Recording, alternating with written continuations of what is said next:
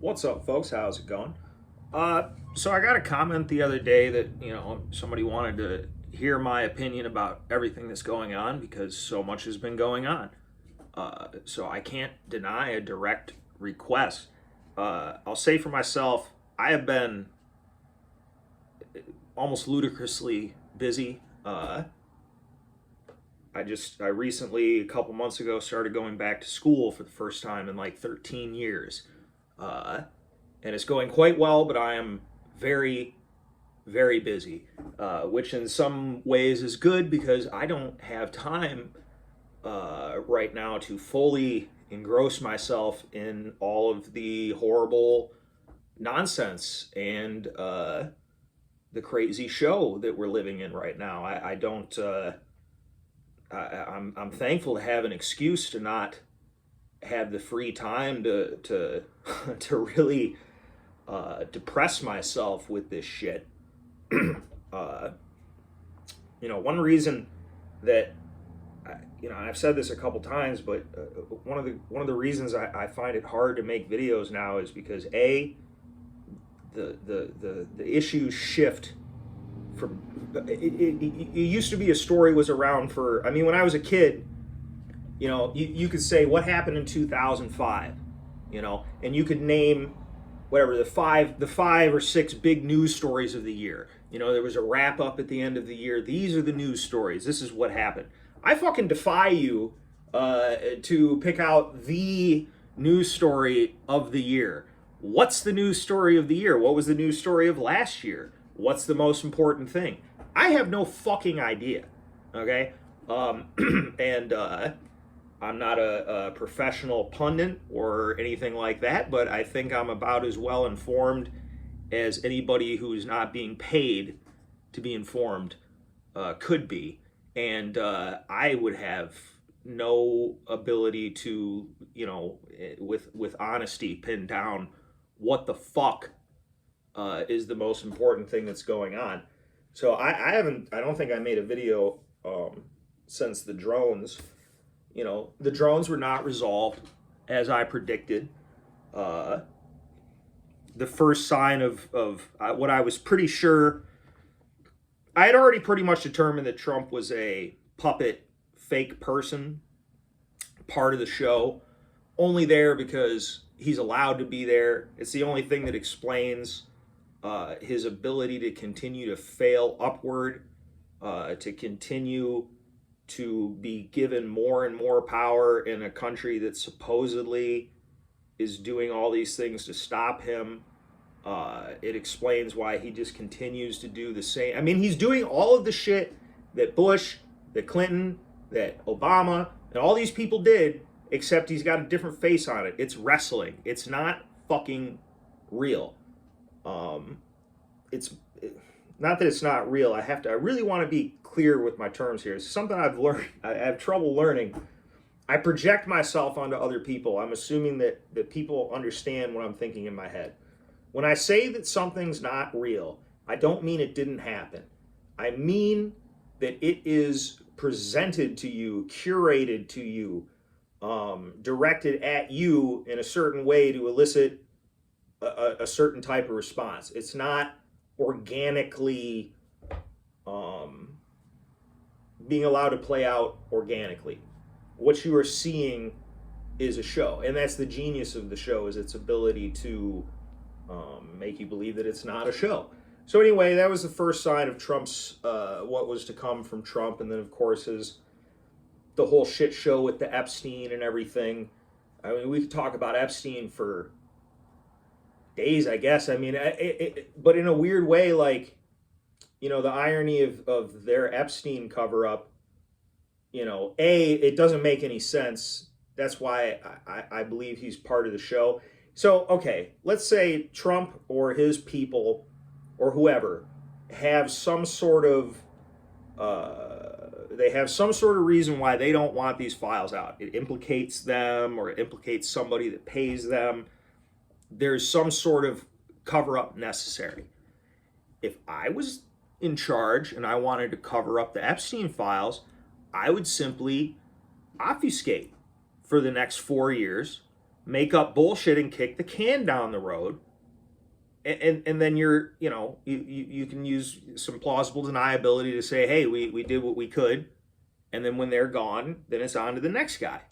You wouldn't just like do what they did unless you were retarded or purposely trying to cause problems. And I think that they were purposely trying to cause problems. I think that what you've seen Trump do is, and his people around him, is everything in their power to disrupt their own base.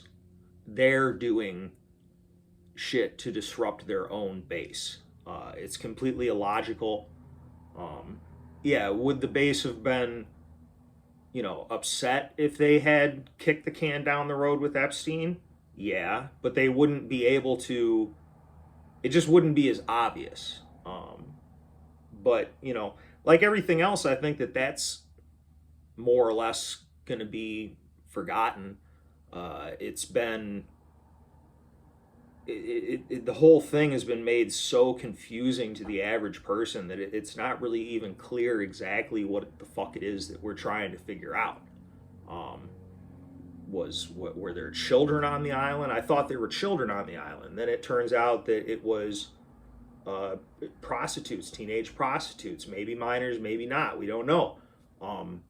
Is that still illegal? Is that still problematic, horrible, fucked up? Yes. Is it the same as that there's an island full of children being sacrificed? No. Is there any evidence of that? We don't know now. No one will know now. And it was a grift. It was a show that was not started by the right wing, but picked up by it. And they're the ones that pushed it forward. That's why it's just so odd to see them fumble this badly. That's why I don't think it's a fumble. I think that the whole thing was, it's almost like a purposeful fuck you to anybody who's paying attention to anything. And anybody that had any, hope left that people were going to, do the right thing. Then, of course, we have Trump starting his war in Iran, something that now is completely out of the nobody even cares.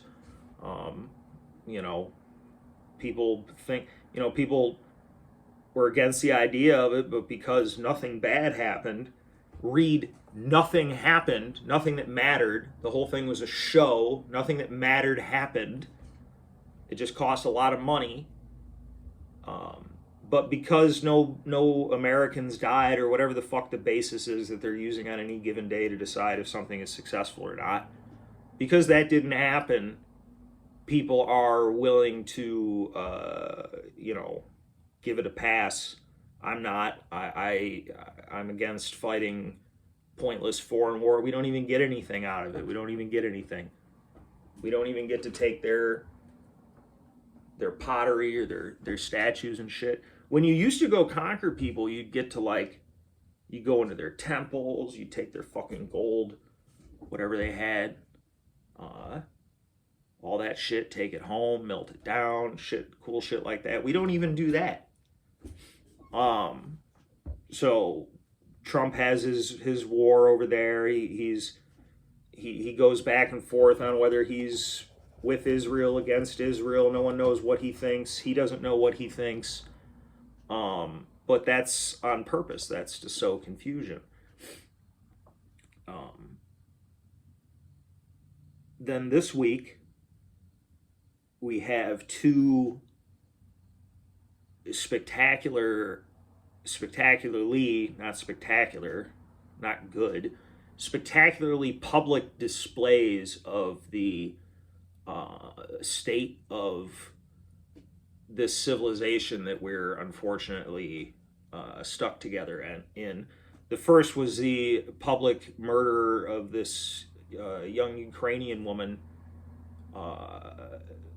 by a man on the train, black man on the train, killed her. Said it was because of her race. We don't even have to get into the weeds on that. One thing I find about this situation, I mean, obviously it shows the failure of the system. This guy was a convicted felon, all kinds of crazy, did a bunch of shit, should have been in prison forever. I don't really understand what our prisons are for exactly, um, because it seems to be a complete crapshoot as to whether or not violent offenders end up in prison. Americans tolerate and a lot of foreigners, they go, you have too big of prisons. You don't understand the people that we have to deal with here. We probably wouldn't need as many prisons if we did some, like, I'm not suggesting we literally do this, but, in Saudi Arabia, they cut their hand off when they steal shit. That might help. But hey, but the American public tolerates the prison industrial complex because they're, we go, okay, they're locking up a lot of people for drugs and stuff like that, but at least they got room to keep the crazy, dangerous people in there and away from us. And that's not necessarily guaranteed. Some of these judges, some of these parole boards, some of these prosecutors appear to be actively in the business of releasing the most dangerous and insane people to be in public with us. I see it as a sort of low key, like low level, like war, terrorism against the American people perpetrated by one aspect of the elite class, the judiciary and their allies. This is their form of terrorism against you. The legislature has their taxes and such, and there's all kinds of different ways that different branches of government have found to terrorize you. Another interesting aspect of this case is, and I'm not trying to be glib here, but I couldn't help but think, well, maybe this is a sign to people from foreign countries that this is not a place that you want to go. Maybe this will discourage people from coming here. And if there's any good that could come out of it, because for a variety of reasons, you shouldn't. I wouldn't. You certainly shouldn't come here and go to a place where you have to ride public transit like that. Let me put it to you that way. If you're coming to America and you don't need to use public transit, run it.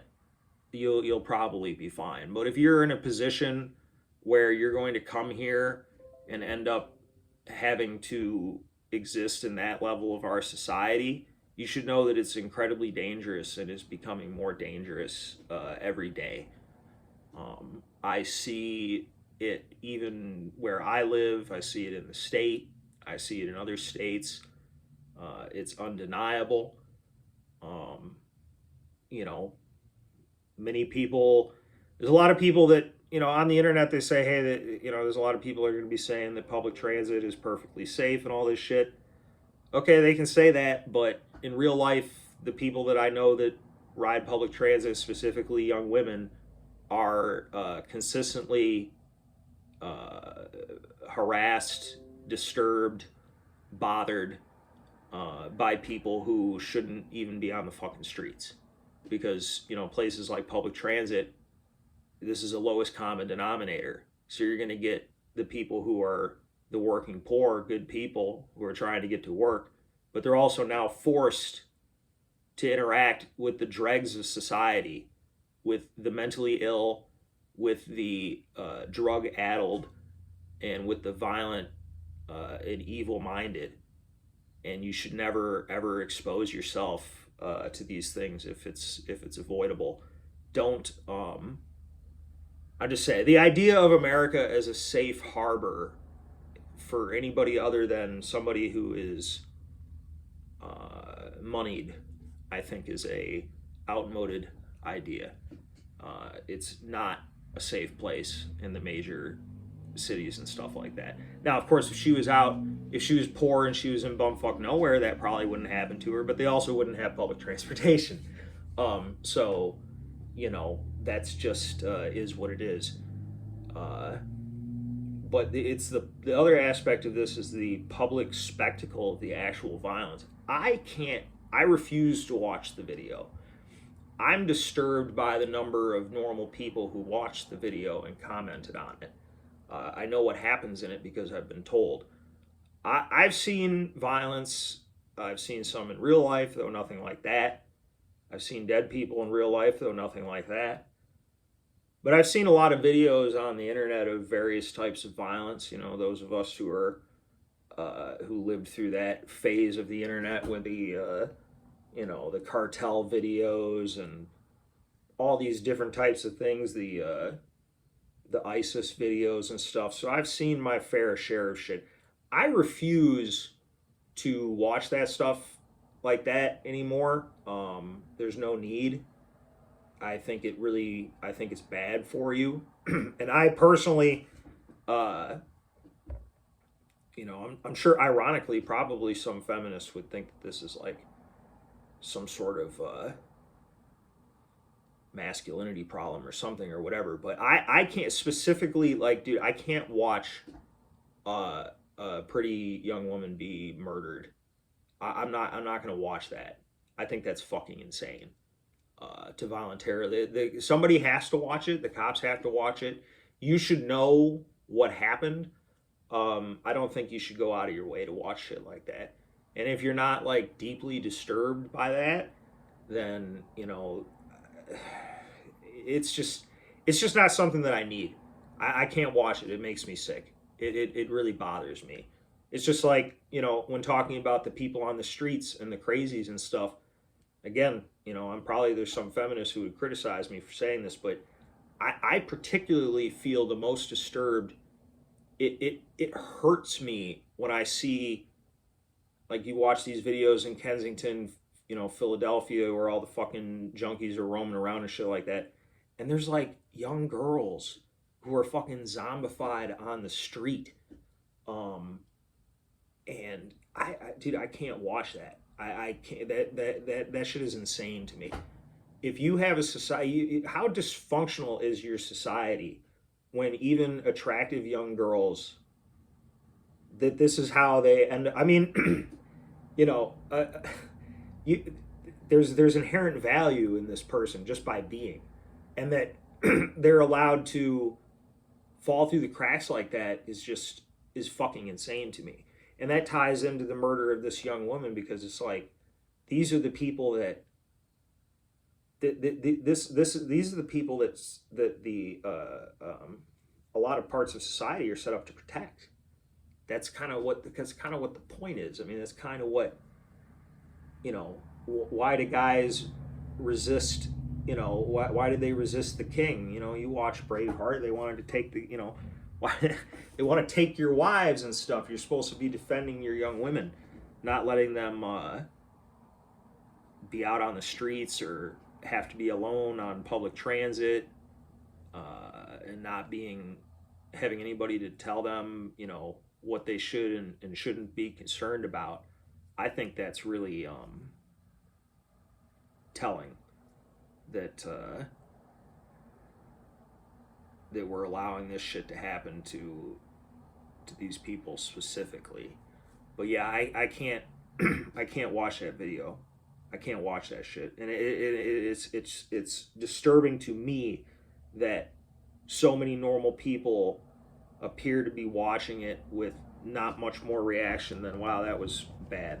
Because I think we're normalizing extreme violence in our society in a way that it never has been before. Now, people will say rightly that in the 70s and such, back then there was more murders. Technically we are down on the murders.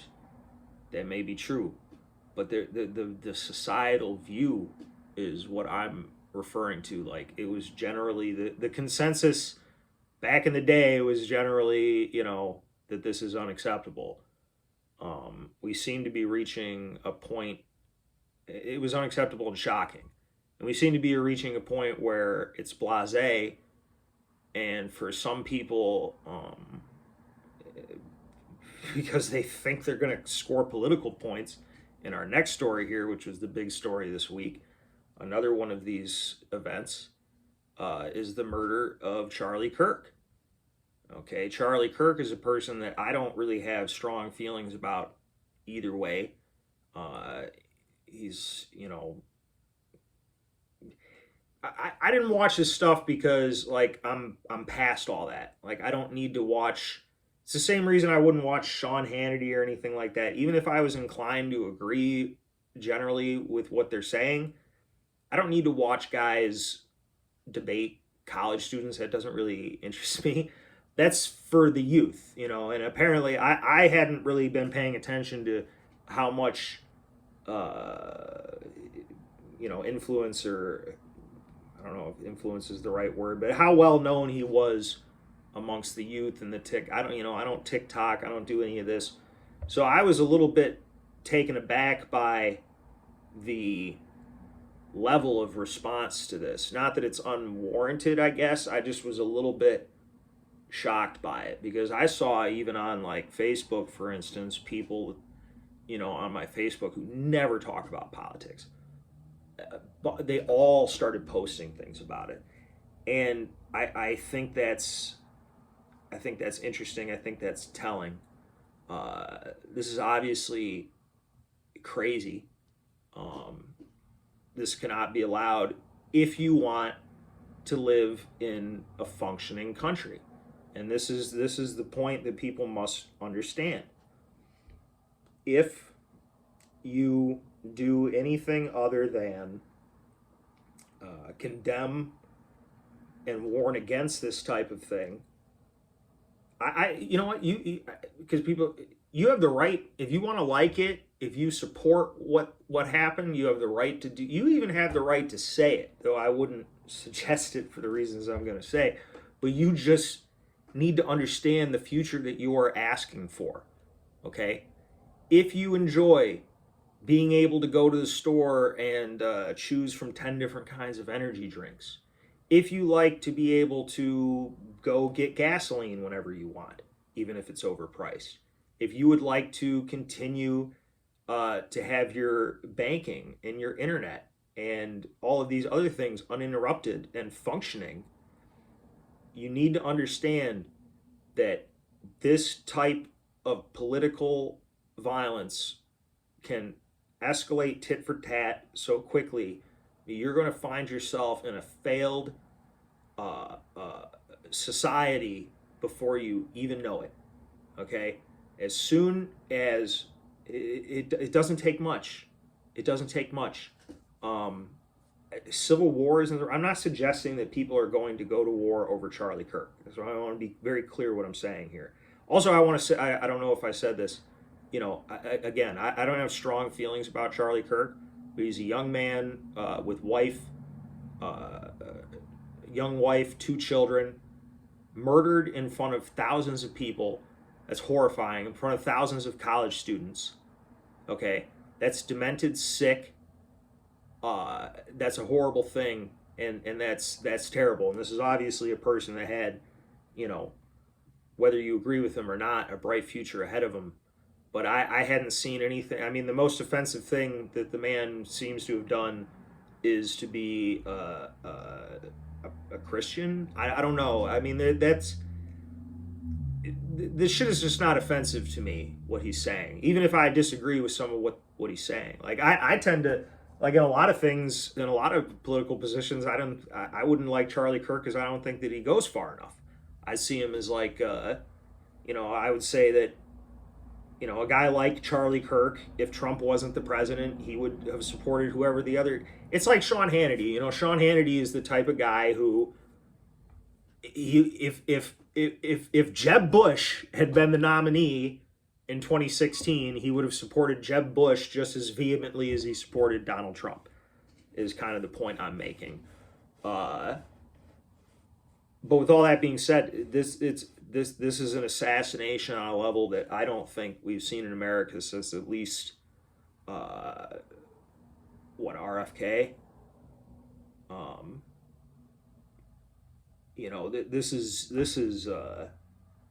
This is wild. But it's like when people talk about like a civil war or civil strife, this doesn't occur. It's not going to be a thing like in the first Civil War where a bunch of states get together and say, hey, we're going to do this or that, and make a declaration, and people, it would be a slow building, low level thing that gets to the point that you're only going to start to notice when you're finding that you're not able to get the products you've been looking for because, well, they're having trouble getting trucks down I-80 because people have been sniping at them, and so it's stopped. Shit like this. This country is really fragile. I think much more fragile than they'd like to admit. That's why another issue here. And again, I don't know, I'm bouncing around. I don't want to understate the magnitude of this assassination. I just don't know what else I can say about it that people haven't already said. I don't want to be disingenuous, like I don't have strong personal feelings about this person. I do have strong personal feelings about the normalization of political violence, because you might, and mainly because I really think that most people that are calling for it really don't have any fucking idea what it is that they're asking for. Like I don't understand why people think they're going to continue to go about doing all the lovely fun things that they love to do in a world where we're going to be shooting at political people. I mean, at the very least, it would be like Mexico. That's our best case scenario, where the cartels and cartel funded politicians and stuff are murdering each other all the time and all these kind of things. That's the best case scenario. The worst case scenario is much worse. I envision a Spanish Civil War level of retardation, barbarism, senseless violence, which is why I'm actually worried about the level of coverage that this Charlie Kirk assassination is getting. Not because it doesn't warrant it necessarily, but because it would seem to me, if I were the liberal media, I would kind of want to tamp this down. But they seem to be making the story as big as possible also. And the reason that disturbs me is because it seems to be that there's a general consensus amongst the media class at all levels that this is an issue. And it's not that it isn't an issue. That's why I'm trying to be, I hope that what I'm saying makes sense here. I'm not saying it's not an issue, but when all levels of the power structure move in lockstep to address the same thing at the same time, that makes me very, very weary about why. Because logically, like, if you're the powers that be, again, I'm not saying this is right. I'm just saying that this is what you would do. If you were the powers that be and you wanted to prevent more of this, you would chill the fuck out about it. But they're not chilling the fuck out about it, because I believe that this is the next stage of the show for us. You're going to be part of the play. It's like one of those old shitty off-Broadway plays where like the audience interacts with the players. That's what you're in. And I'm very afraid that the next step of the play is going to be more things like this. It's actually astonishing to me that there's not been more of this already, because of the mental state of the average American. I think it really goes to show actually how good people still have it materially. That's why this shit is so worrying, because I'm telling you, as these little, they seem like nothing, but as it tit for tat and as little things that make it tolerable living in this dying society, the conveniences, the various luxuries, your ability to, even in some podunk town, be able to get basically anything you want. As these little bonuses start to fall away, you're going to see the line, you're going to see the lines blur. You're going to see people start to think, a lot more people are going to start getting into the zone where they feel like they don't have anything to lose. Okay? And that is the incredible, the dangerous point, the most dangerous point. Now, I think you've seen most of the violence coming from left-wing types in this respect, because they have been trained, they've artificially been thrust into a world in which they feel they have nothing to lose. Okay, they've been told a lot of crazy things that they believe. That's their reality. And in their reality, they're facing existential threat and they feel they have nothing to lose. And you can see, you're starting to see what, you know, the combination of that feeling along with mental, like severe, genuine mental illness that I think is even worse than anybody. We talk about the mental illness problem in this country, but I think it's much, much, much worse than even those who call it out say it is. I think we're really right on the fucking precipice of like a massive.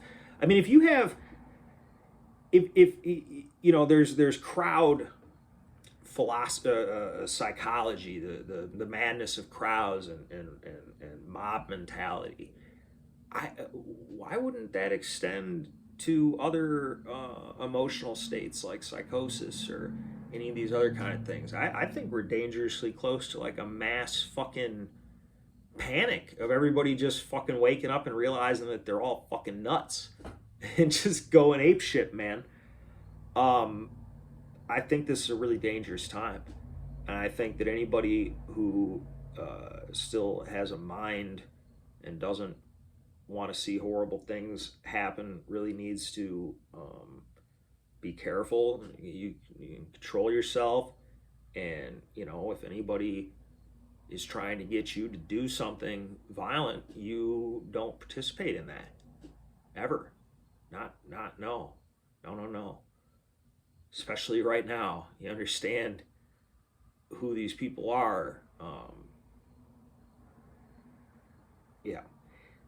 So there's that. Again, you know, they just captured this guy. It's an evolving story. I might make another video once they come out a little bit more detail, because it looks, based on what they said, that he may have had some help. So this may have been organized. You know, again, but you're putting your trust into the federal government to tell you the truth. So that's why this all of it is, it's just unfortunate that we've come to this point in this country where it's really impossible to have any trust in anything that anybody's doing. The last thing I wanted to touch on real briefly, because I got to get back to a million different things. I talked about Trump, how I believe that he is a fake. He's doing nothing while he's doing everything that the neocon Republican Democrat thing wants him to do, while making it appear that he's doing something different by putting on this character and doing his wrestling. And I think that one of them that I think is really telling with like these deportations. So Trump's been out deporting people. Okay, it's a big deal. It's all over the news. There was riots, there was this, there was that. If you look at the numbers, he really hasn't fucking done shit. He can't even come close. Even if he ramps it up, he won't even be able to come close to undoing the damage that was just done in 4 years of Biden. Okay? But they're doing it in such a way as it looks like it's a big deal. The liberal media, because like if the liberal media really wanted to hurt Trump, I actually think that the better thing would be to tell the truth to his base, which would be, hey, Trump's doing these like big public things, but like as a matter of the actual numbers and what he's actually doing, it's all a show. He's lying to you. But they're not saying that. They're pushing his agenda. The liberal media is pushing Trump's agenda because they're all one and the same. Trump's agenda is to make it appear to his voter base that he's fulfilling his promises of mass deportation. And the liberal media is aiding him in that by helping his lie that he is. And so you must ask yourself, why? Does he control the media? I don't think so. I think he's one of those who is controlled. That is my belief. Another thing that Trump has done, and I find this disturbing because nobody is really calling this out. Nobody on the right is what I'm saying. So Trump first started with sending all kind of federal forces into D.C. for a takeover of D.C. crackdown. Okay? Now, emotionally, I like this because people are being brazen criminals, and every once in a while you have to put a stop to that. But while in the case of D.C., I think it's justifiable because it's a federal district, I am not comfortable with Trump for whatever his reasons, whether they're morally good or whatever. I am not comfortable with the federal government going into non-federal cities and more or less taking over for whatever their reasons are. If they want to send in the ICE or whoever to do specific law enforcement actions, that's fine. But I am not comfortable and will not co-sign the federal government sending forces into these cities. And what's crazy is that nobody on the right is calling this out. Like, dude, if Biden was doing this or Obama had done this, people would be justifiably furious. But beyond the hypocrisy of it, there is the practical matter of Trump is not going to be the president in a couple of years. And because of how stupid this country is, because of how stupid things are and how we go back and forth and how it's a show, if we live this long, the next president is going to be some sort of leftist creep on the level that I can't even possibly imagine. And then they'll have the precedent set that they can send troops to Miami. They'll send troops to whatever, Dallas, whatever the conservative cities are, then they'll send troops there. And then people will go, oh my God. This is the same kind of thing where right-wingers didn't learn anything from COVID. They support the cops and then they're surprised when the police come and arrest them for going to the playground. Well, it's because you're these people will do whatever they're told. They're not on your side. They're robot people. That's why I don't trust the feds at all. Right now they act like, you can watch the videos in DC. These cops looked all stoked about, doing their jobs or whatever. But if the doing their jobs was to, arrest you for fucking going to the playground, they'd fucking do that too. Okay? They don't really give a shit about who it is that they're using their power against. They're fucking... These are stormtrooper retards. Most of the feds. Most of these people are fucking scum. It's still legal to say that. So yeah, everybody needs to be wary. Everybody needs to be, it's interesting because I went to a thing, there was a screening, something that was an extra credit thing for a class. And after the thing, they had a question and answer, and it was about the Constitution. And one of the young women up front, she was like, with the current times and everything that's going on, how can we protect the Constitution from the people in power? She's obviously mad about Trump. And the other young woman who was a professor there answered her question. She said, "Hey, remember